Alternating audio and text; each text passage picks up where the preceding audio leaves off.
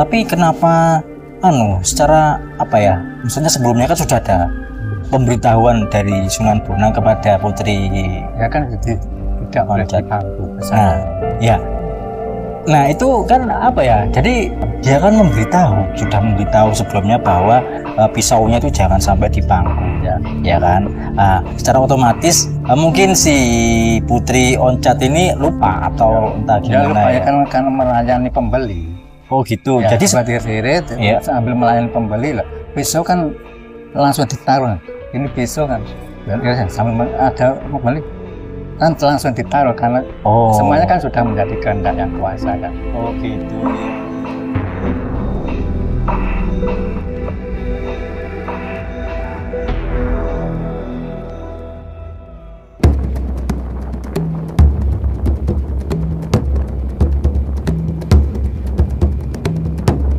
Ternyata masih banyak situs-situs sejarah yang masih terpendam di Indonesia, terutama di tanah Jawa teman-teman.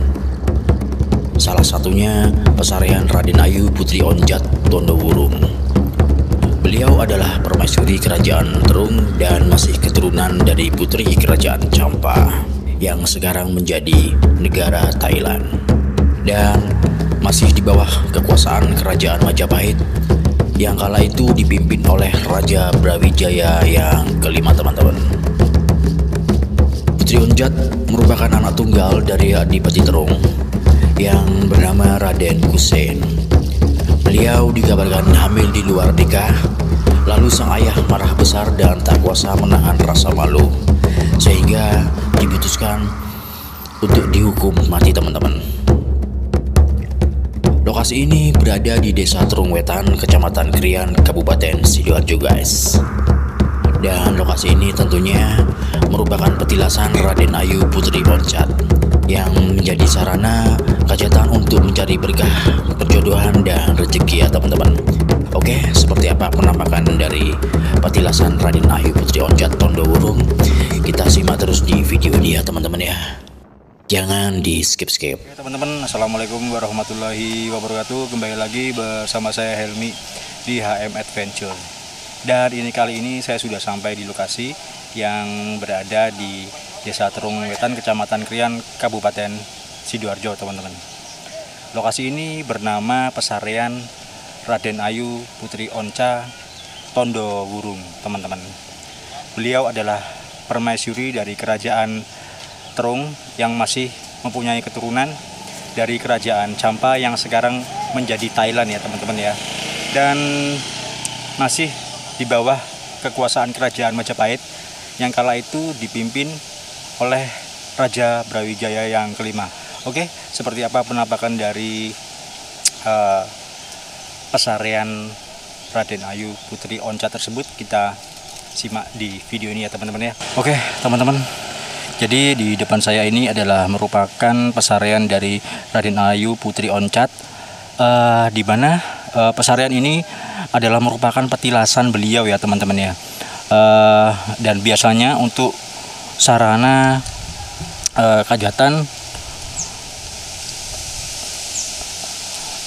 untuk mencari berkah, perjodohan, dan rezeki guys. Dan di sini kalian bisa lihat dikelilingi oleh pohon-pohon yang sangat rindang dan perbambu-bambuan di depannya yang sangat rindang juga ya teman-teman ya, dan sangat nyaman sekali untuk istirahat di area pesarian ini. Dan tak heran pula di sini banyak rekan-rekan kita yang istirahat di area tersebut ya teman-teman. Oke, langsung saja kita masuki lokasinya. Alright. Dan di sini ada apa ini? Oke ya, dibangun oleh Kepala Desa Terung Wetan, oke, LKM Garuda. Oke ya teman-teman. Alright, dan di sini ada patung singa. Waduh, terang banget men. Oke, dikecilin dulu aja ya anunya, brightness-nya. Oke guys, langsung kita masuk ya. Wah, langsung dihadapkan oleh patung singa ya teman-teman. Oke, non sewu.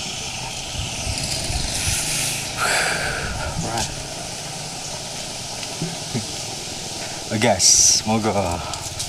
Yoi, banyak teman-teman atau rekan-rekan kita yang istirahat di sini ya guys.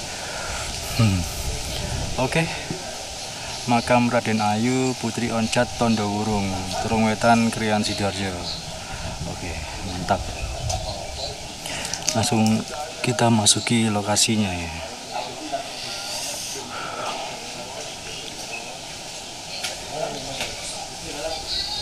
Dan teman-teman di sini ada peringatan janganlah meminta atau memohon kepada makam Raden Ayu Putri Oncat. Minta dan mohonlah kepada Allah. Oke.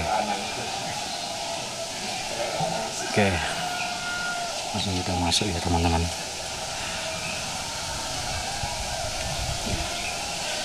Nun sewu nggih. Oke. Sebelum masuk ke makam peziarah mohon menghubungi juru kunci terlebih dahulu. Pak Sumaji. Oke, jadi nanti kita datangi Bapak juru kuncinya ya teman-teman ya. Tapi saya berhubung sudah di sini, saya masuk dulu aja deh. Oke. Nun sewu.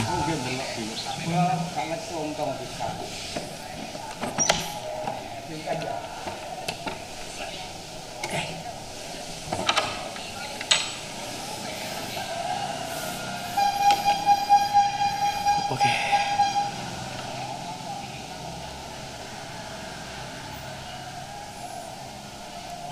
Oke, assalamualaikum, nun sewu, permisi.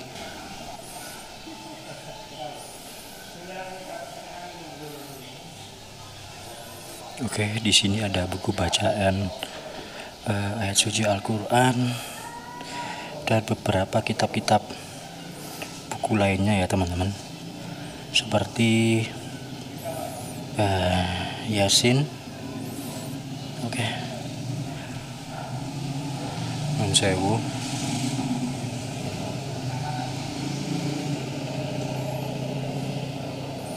Assalamualaikum. Oke ya, di sini saya mau ngirim doa terlebih dahulu. Oke.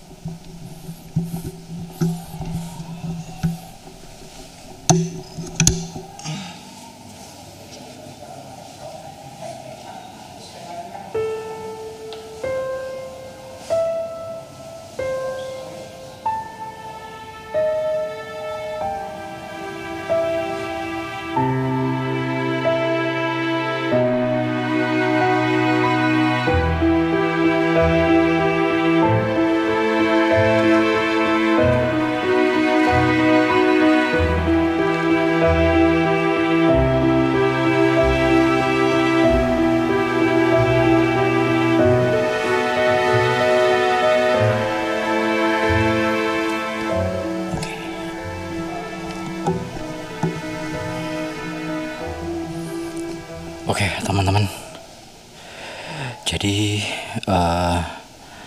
seperti ini penampakan dari makam Raden Ayu Putri Oncat. Ini petilasan ya guys ya.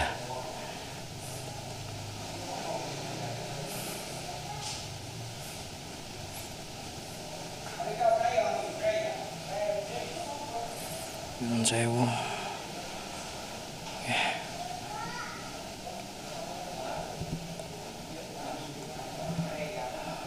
Oke, sudah dipugar ya makamnya ya teman-teman ya. Jadi keramik. Oke. Ini apa nih? Ini apa ya? Ini loh.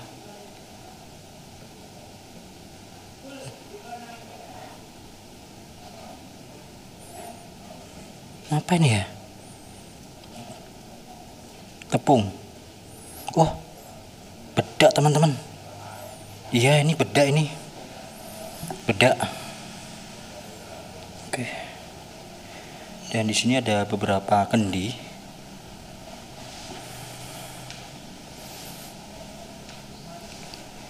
Oke. dan ada dupa di situ ya teman-teman ya.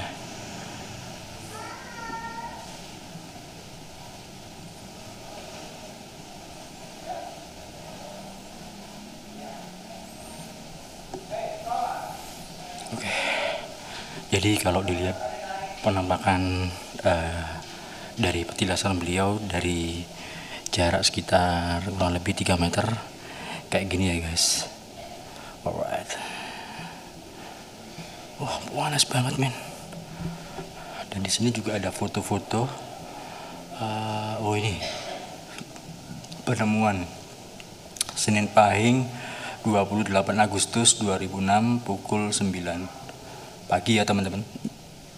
Diduga peninggalan zaman Mojopahit, sebuah batu bulat semacam buah manggis di muka lokasi makom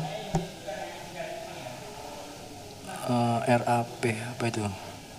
Oh, Raden Ayu di Terung Wetan, Krian Sidoarjo, yang menemukan Mbah Muhammad Sahuri Zuhri dibantu Muhammad Muji, warga desa setempat di atas ibu.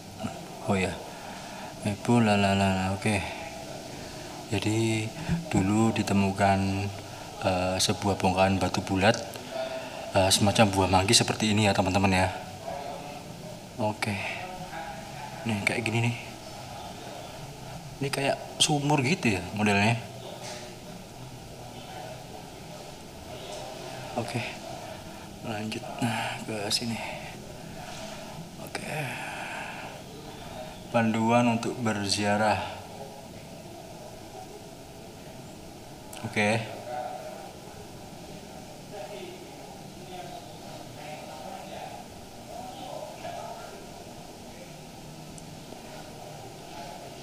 Oke. Dan yang terakhir itu ada syarat yang terakhir ya teman-teman ya. Bacaan Al-Quran, bacaan Yasin, tahlil, suluk, syair, serta amalan-amalan doa yang dilantunkan dengan lemah lembut adalah oleh-oleh dan hadiah terbaik yang bisa kita berikan untuk beliau dan juga semua yang diistirahatkan di sini. Semoga bermanfaat. Oke, mantap.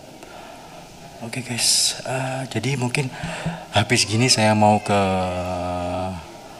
lokasi Bapak Juru Kunci, di mana nanti saya akan bertanya siapakah Raden Ayu Putri Oncat Tondowurung ini. Sebenarnya makam atau petilasan. Dan siapakah beliau ini? menurut cerita ini adalah makam. Oh, makam. Makamnya. Ya. Makam Raden Ayu Putri Oncat Tondowurung. Menurut cerita Raden Ayu Putri adalah putri dari Adipati Terung. Adipati Terung ini ayahanda dari ayahnya dari Raden Ayu Putri. Terus Adipati Terung itu putranya Aryo Damar, Adipati Palembang. Adipati Palembang. Ya. Terus Aryo Damar putranya Brawijaya Mojopahit. Putra kandung ya. Ya. Dari Aryo Damar dari ibu itu yang apa namanya? Dari keturunan Resi di ya. Menurut cerita kan apa Brawijaya sama putrinya Resi yang tinggalnya di alas itu punya anak Aryo Damar itu. Ya. Aryo Damar punya anak Raden Kusen Adipati Terung. Oh, namanya bapaknya itu ya Raden Kusen ya. Iya, namanya bapaknya Raden Ayu Putri Raden Kusen. Oke. Lalu beliau ini sebenarnya asalnya dari mana? Raden Ayu Kusen. Ya dari Kadipaten Terung itu. Oh iya. Menurut cerita ya kan. Iya. Ya dari Kadipaten Terung. Iya. Terus karena meninggalnya di Terung ini. Dulu katanya Raden Putri masih putri, meninggal kan masih gadis masih muda, masih gadis. Dia mendapat hukuman dari Sang Romo, Sang Adipati, bapaknya. Menurut ceritanya gini, dan putri masih gadis ya, dia suka pada bunga-bunga itu. Ya. Terus termasuk bunganya kan banyak, yang bunga yang dipakai, yang disuka itu kan banyak. Termasuk banyak peminat juga, banyak yang dijual kan kadang-kadang gitu. Oke. Terus gampangannya itu Dana Putri jualan bunga kan gitu. Pada waktu itu bunganya itu laku sekali, banyak pembeli. Oh, banyak pembeli. Banyak pembeli. Tapi pada waktu itu Dana Putri itu lupa tidak membawa pisau. Kan jualan bunga pakai pisau irit, irit. Kemudian Dana Putri lupa tidak membawa pisau. Terus pada waktu itu Mbak Sunan Bonang lewat. Sunan Bonang? Iya, Mbak Sunan Bonang. Itu Mbak Sunan Bonang lewat.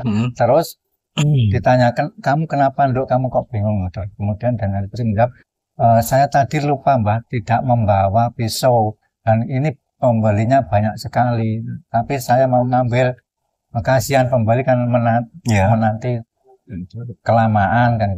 Terus kalau gitu kamu saya pinjami pisau saya ini mau.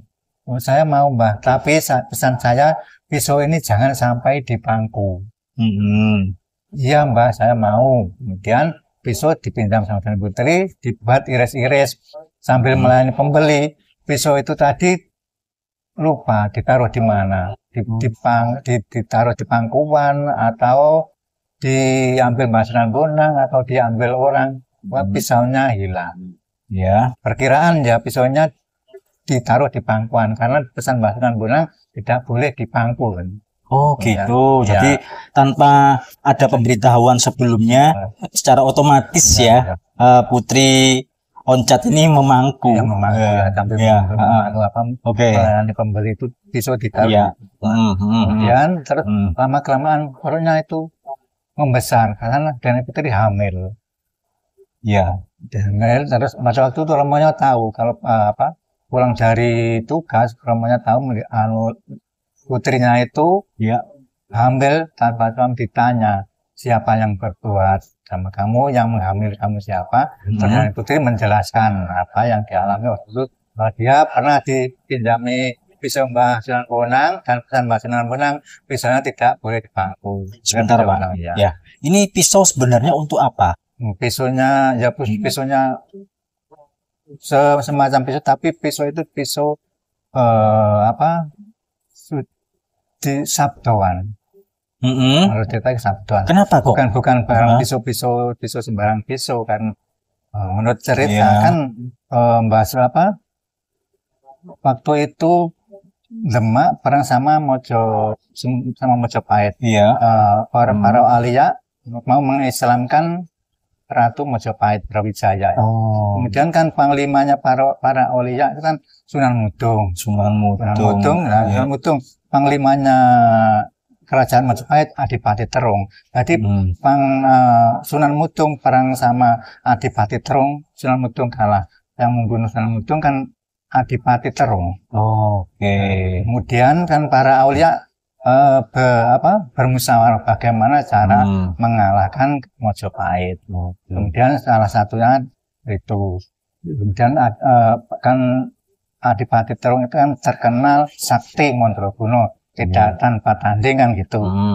Termasuk panglimanya para ayat sudah terbunuh, sudah terkalahkan. Terus para ayat bermusyawarah bagaimana cara mengalahkan Adipati Terung. Kemudian Mbak Sunan Bonang membuat taktik dibuat malu Adipati Terung itu. Jadi dibuat malunya dengan cara seperti itu. Putrinya itu dibuat. Tapi kenapa secara maksudnya sebelumnya kan sudah ada pemberitahuan dari Sunan Bonang kepada Putri. Ya kan tidak boleh dipangku. Nah itu kan jadi Pak, dia kan sudah memberitahu sebelumnya bahwa pisaunya itu jangan sampai dipangku, ya kan? Secara otomatis mungkin si Putri Oncat ini lupa atau entah gimana. Lupa karena melayani pembeli. Oh gitu. Jadi sambil melayani pembeli lah. Pisau kan langsung ditaruh. Ini pisau kan, sambil ada pembeli kan langsung ditaruh karena semuanya kan sudah menjadi kehendak yang kuasa kan gitu. Oh gitu. Iya. Karena sudah kehendak yang kuasa, akhirnya kan bisa menjadi lupa kan. Kan mestinya Sunan Bonang pun sudah tahu bahwa ini cara begini-gini kan sudah tahu kan itu. Dari putrinya Adipati Terung itu tadi. Akhirnya Adipati Terung kan pikirannya kacau kan gitu. Terus setelah tahu itu menceritakan bahwa dia dipinjam pisau Mas Benang dan akhirnya pisaunya hilang dan menjadikan perutnya besar itu tadi karena hamil tanpa suami. Terus kalau tidak percaya, Adipati Terung kan nggak percaya, masa pisau saja kan bisa menjadikan hamil kan gitu. Terus kalau tidak percaya, silakan saya dihukum, bunuh saja saya. Kata si putrinya bilang gitu. Oke. Silakan saya dihukum, bunuh saja untuk membuktikan saya salah atau tidaknya. Silakan. Tapi pesan saya kalau saya tidak salah, darah saya nanti keluar darah putih berbau harum. Tapi kalau saya bersalah, saya berbuat zina, darah saya nanti keluar darah merah berbau basi. Dan pesan dari Den Ayu Putri kan gitu. Terus kalau saya sudah mati, jasad saya jangan sampai dimakamkan. Nah, lantas di mana? Gimana? Kasarnya buang saja di Bengawan. Kirotno kali karena sekarang gitu. Dikintirno gitu ya. Kasarannya kan gitu. Kan kali. Berdebat sama orang kan gitu ya.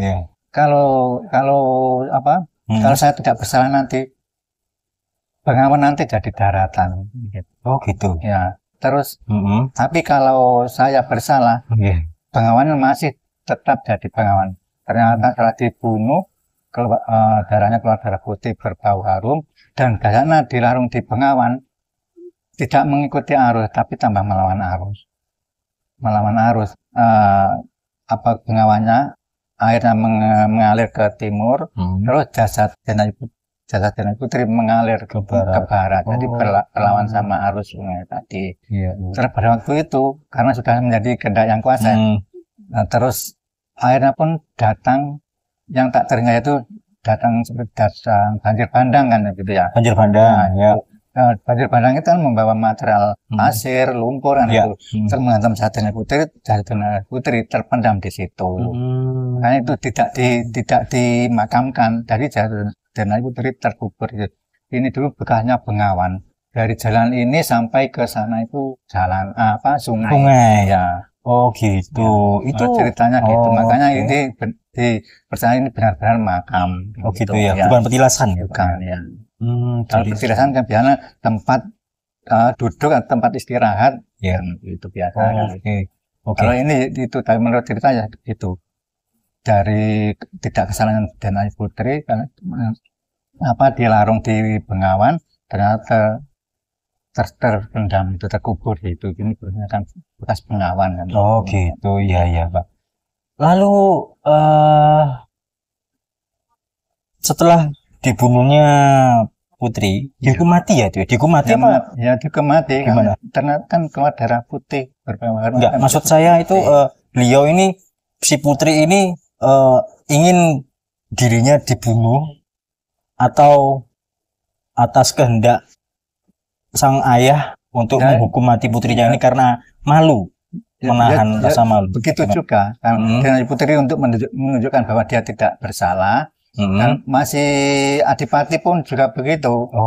Kan Adipati kan terkenal siapa yang bersalah kan pasti dihukum, termasuk putrinya sendiri ditunjukkan pada rakyatnya bahwa siapa saja yang bersalah pasti saya hukum. Termasuk putri saya sendiri termasuk hamil tanpa suami saya hukum. Oh jadi seperti ini ya. Iya. Oke. Karena setelah tidak bersalah kan Adipati pun pikirannya kan jadi kacau. Ya, kalau dibilang ketun kan gitu. Iya, browsing kemana-mana, stres ya. Karena terkalah perang sama Mojopahit sama Demak, pikirannya pun sudah sudah kacau, akhirnya kalah kan itu. Oke. Lalu tadi di dalam makam, ya, itu kan saya lihat ada foto, Pak. Ditemukan kan tanggal 28 Agustus 2006. Itu batu manggis itu. Itu batu manggis yang di dalam. Itu maksudnya gimana?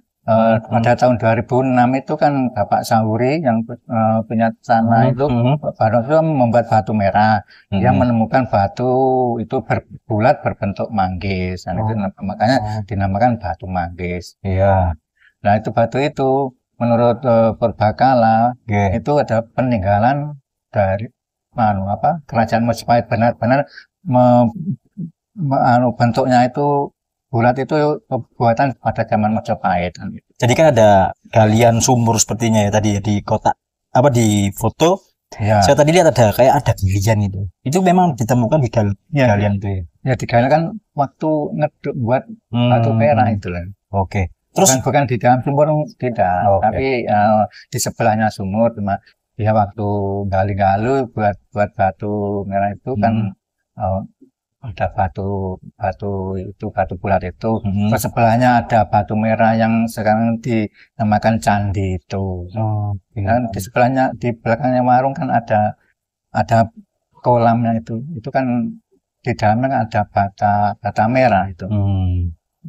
Ya, ukurannya mungkin cukup besar ya Pak. Iya. Oke. Ini menurut tradisi ya Pak ya, tradisi masyarakat setempat. Ini kan beliau kan ditemukan di sini. Itu sebelumnya itu menurut cerita atau memang benar ada jasadnya di menurut cerita kan dulu ya, kan terpendam, kemudian yang banyak itu cerita saja. Gitu. Ya. Oke. Saya Jadi tidak tahu dulunya kan seperti seperti gimana? itu Majapahit runtuh kan orangnya tersebar kan. Iya. Seperti kan kadipaten terungnya letaknya di mana kan juga tidak tahu. Oh iya. Nah, gitu. Kemudian setelah semuanya kadipaten sudah hancur kan, orangnya sama lari, ada banyak yang mati. Terus kemudian ada pendatang lagi bahwa ini ada makam kan gitu. Oh, jadi dari dulu memang sudah ada makam ini. Sudah ada ya. Termasuk yang kan yang dua itu. Ya, yang di depan itu kan ada makam. Ya, di sebelahnya itu makam abdi. Pada waktu Kadipaten Terung masih ada, dia mengabdi sama Adipati Terung. Setelah Danai Putri lahir, dia yang mengasuh Danai Putri. Makanya dia mengikuti Danai Putri mati pun dia mengikuti, harus berdampingan sama Danai Putri. Nah itu ya juga dari cerita orang tua-tua dulu. Sebelumnya kan sudah ada juru kunci yang sebelum saya, sebelumnya tadi kan sudah ada juru kunci. Sekitar tahun 45 itu juga sudah ada juru kuncinya. Gitu. Ini Bapak juru kunci yang ke berapa? Kalau yang diketahui orang-orang banyak yang ziarah yang sudah tua, yang cerita sama saya kan orangnya pun sudah meninggal ya. Aku bisa tahu misalnya juru kunci ini kan. Yang pertama itu Mbah Kabul, Mbah Thohir, Mbah Seron itu biane sebelah ini ya. Niku kiambaknya Semer, Mbah Kabul, Mbah Thohir, Mbah Sero, kula. Jenengan berarti keempat dari. Tapi sebelum Mbah Kabul ini ada lagi. Oh, itu tapi orangnya tidak tahu siapa dulunya, tapi sudah ada. Sudah ada ya. Oke, ini biasanya kan juru kunci itu kan turun temurun ya. Turun temurun. Itu memang jenengan sebelumnya saudaranya atau? Ya, saya kan dari Nganjuk, kelahiran Nganjuk. Ya. Saya masuk ke desa ini tahun 89. Padahal ini pasti berupa pohon-pohon bambu, pinggir-pinggir jalan ini masih bambu semua. Nanti seperti hutan masih seperti hutan tanah ya. Terus saya rumah yang paling dekat sendiri dulu, Mbah Sero ini yang paling dekat sama kamu. Terus sebelumnya itu Mbah Sero belum ada di sini. Namanya Mbah Thohir, belakangan Mbah Sero ini dulu yang paling dekat. Paling dekat ya. Sebelum Mbah Thohir, Mbah Kabul, rumahnya selatannya Gapuro masuk, itu kan paling dekat. Pokoknya dari yang paling dekat ya. Jadi juru kunci makam ini memang orang-orang lain. Iya, tahu maksudnya terdekat ya, paling dekat dari lokasi. Kalau orang kesini kalau masuk sini yang paling dekat itu kan tahu menemani kan paling dekat gitu. Nah dulu kan masih bambu, pohon bambu barongan kan katanya itu. Iya, iya. Orang masuk sini mulai rame itu Pengunjung. banyak orang lewat itu tahun 2008 ini. Oh, Tahun iya? 2000 ini Belum ada. orang berani lewat karena pohon bambu ini masih Iya. banyak. Depan-depan masih pohon bambu. Jadi jenengan di sini Iya. yang masih Terus pohon-pohon yang besar-besar ditebang tahun 2003. 2003 baru ditebang pohon yang besar-besar, terus didirikan pendopo, itu dikasih pendopo. Oh, oke, oke. Dulunya ya pohon-pohon besar-besar, pohon kayam, pohon mangga, terus bambu-bambu yang terutama yang membuat itu. Gini, siap, Pak. Oh, ini dulu itu udah bambu-bambu barongan itu pinggir tepi jalan seperti pinggir sungai gitu kan, sungai berantakan yang tepinya kan biasanya kan barongan gitu. Jadi kayak seperti di sarangnya makhluk halus ya. Ya. Dulu kan siang-siang orang lain masuk sini mesti kelihatan ya Pak.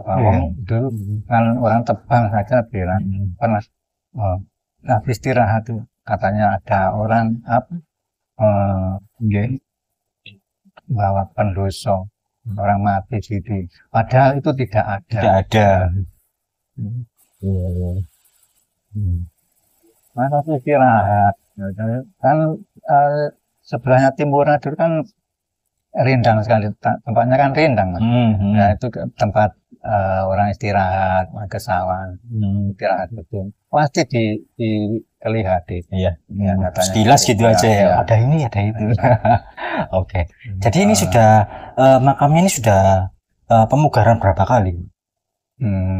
Tahun kalau saya masuk sini 89 ya, 92 itu dipugar. Pertama? Ya, setahu saya. Oh iya. Saya tahu saya masuk ke sini kan makamnya cuma satu atap saja. Satu atap kan panjangnya 5 meter. Terus ke sananya 7 meter, sekitar 7 meter. Kalau 8 meter 7 meter. Terus tahun 92 direhab, kemudian disingkat, dibelah ya. Di sini tempat ruangan kalau ada orang bancaan tumpeng itu di situ kan, pendoponya kan sudah tidak ada. Kalau ada orang punya hajat, bancaannya di situ, yang nyekar di dalam itu. Jadi ruangnya dijadikan 2 ruang. Iya. Tapi sampai sekarang pengunjung itu masih banyak, Pak? Ya masih. Yang punya hajat itu masih banyak? Iya masih. Biasanya kebanyakan nyari jodoh apa nyari rezeki? Ya, ya cari rezeki ya cari jodoh. Kebanyakan di enggak? Apa? Berhasil enggak? Berhasil apa enggak? Kalau dulu ya, dulu masih orang-orang jarang-jarang ke sini.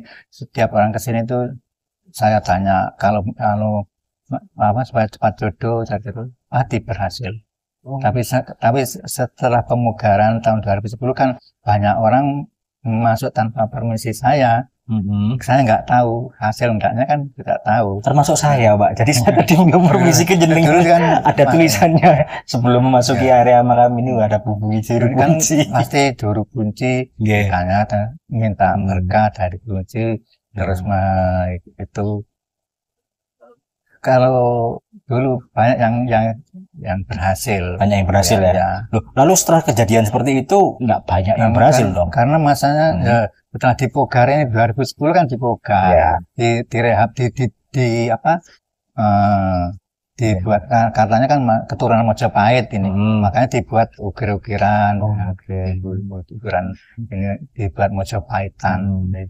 Karena iki tak gawe Mojopahitan keturunan Mojopahit wis Islam. Masalah wis ono maesane kan gitu. Iya. Terus karena sebelum Islam kan tidak ada, cuma dengar tidak ada batu nisan kan, enggak ada.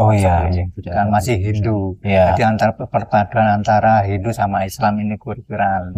Seperti itu ya Pak ya. Oke. Makanya di atas itu diunggah nih, sampai 1 meter. Dulu sama pendopo itu di bawah itu Mas. Terus sekarang kan makanya ditambah 1 meter.